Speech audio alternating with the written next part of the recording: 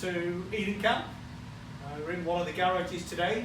My name is Phil Schofield and I'm a volunteer restorer, renovator with the camp of some of their military vehicles. I'm one of many volunteers here. Today I'd like to introduce you to my latest project, which is this motorcycle.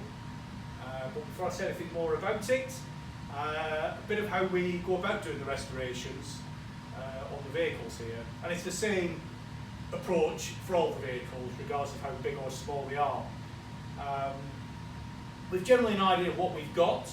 Many of the vehicles have been here for many years, 20, 30 years certainly. But the first thing we do is try and do the research, rather than getting straight into a teardown and a repair or rebuild, restoration, however you want to call it.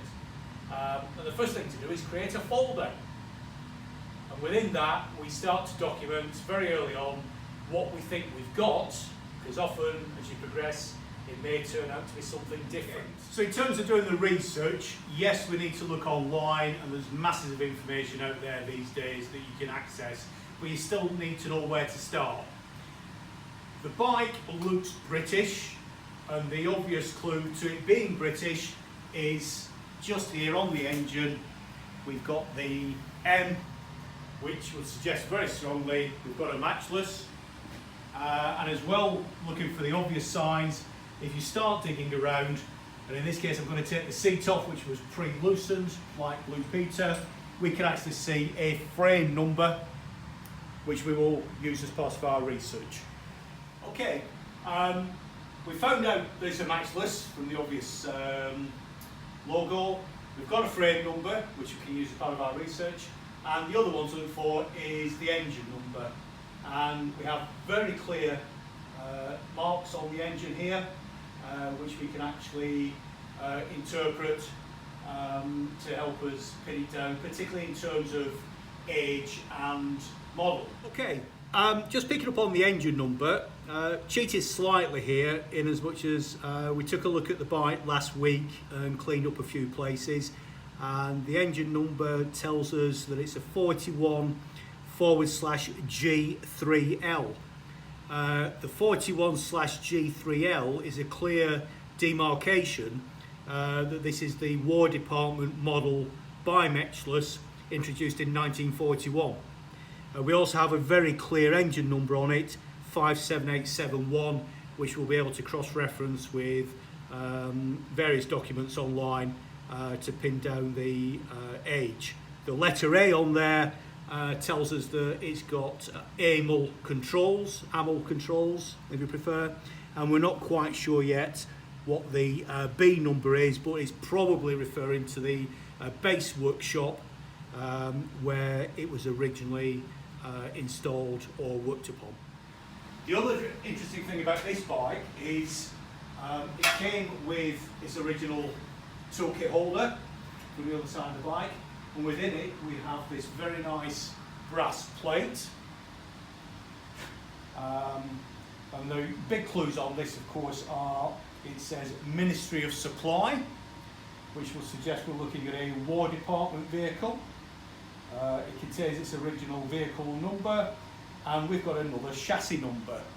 And we're in look here, because the chassis number on here matches exactly the chassis number on the motorcycle in question. And to help us in our research, we've also got a very clear contract number stamped on there as well, more of which later. Okay. Right, just a quick update on what we have done to the bike before we do a proper teardown or not. We learned from our experiences of working on a Russian motorcycle combination, the IMZ M72M, which has been through a similar process and now runs, although we have a gearbox problem which we are due to fix. But before we did anything further, one question is, have we actually got a spark? This bike's been stood in an exhibit, static, with a smoke machine going around it for the best part of 20 years. So we're not quite sure. Initial experience showed us that we haven't got a spark, but by some careful and not very complicated work, such as just checking continuity around the magneto, the high tension cable, cleaning the plug, and some judicious use of electrical contact cleaner, on the points. We've actually found, much to our pleasure and delight this afternoon, that we've got a spark. So the next step will be to drop the oils out. There is oil in the tank at the moment, but it's like treacle. We'll drop the oils out, clean the tank, get some flushing oil through it, drop the oil out of the gearbox, change that, make sure we've got fluids going around where they should do, and with a spark in the next week or so and a temporary tank fixing up, with a bit of luck, we might actually have a running engine. Thank you. Okay, we mentioned the plate we found in the toolbox. I'm coming away from the plate at the moment, but the toolbox actually has what we think is the original colour, deep bronze green. But if anybody's got any ideas out there as to what they think it is or what it should be, we'd be very interested to hear. The other place, obviously, you might find the colours, and I've pre-undone the bolts, is actually on the underside. That's the fuel cap falling off of the petrol tank.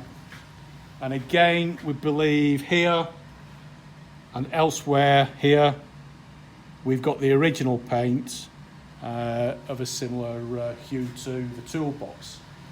Finally, if we take one further look at the frame, the fixings for the fuel tank, again, from having done some early research, we know that where we've got splayed fixings, that places it exactly as the G3L model introduced in 1941, specifically for the War Department.